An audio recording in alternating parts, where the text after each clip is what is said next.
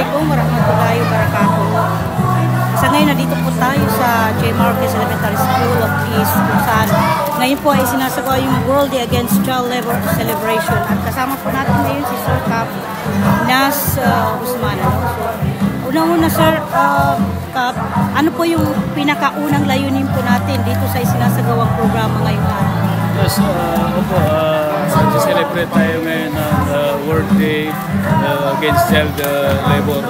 Opo, iniingayat natin yung mga, especially sa mga parents na mga bata na napakitid na nandito ngayon sila para pangaralan sila at saka i-remind sila doon sa mga dapat o hindi dapat para sa mga bata.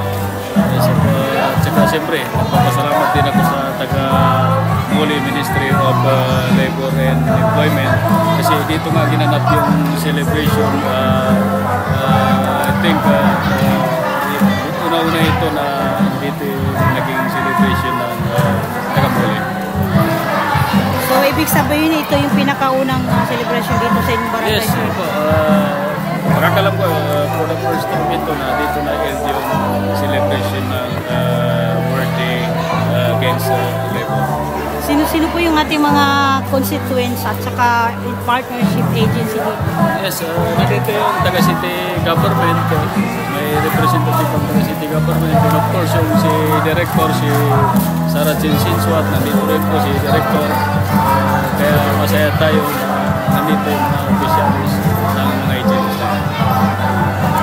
Okay. So siguro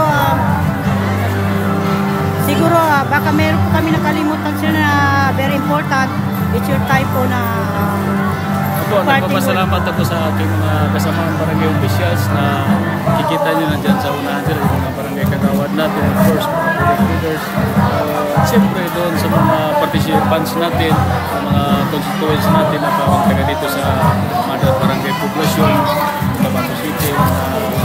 Yun, salamat tayo sa kanila na nandito sila, yung presenta nila, pinaka-importante kasi ngayon isi-celebrate natin yung World Day Against Labor. Kaya nagpapasalamat tayo doon na si Barangay meron din tayong nagiging participation para kahit man lang sa pag-uwi ng mga constituents natin, mabigyan natin sila ng konting kahit pangsain lang doon sa bahay para doon sa mga bata at sa mga parents. Okay, Kap, maraming salamat. Yan po ang maraming salamat po. Assalamualaikum warahmatullahi wabarakatuh. Waalaikumsalam warahmatullahi wabarakatuh. Okay, tapos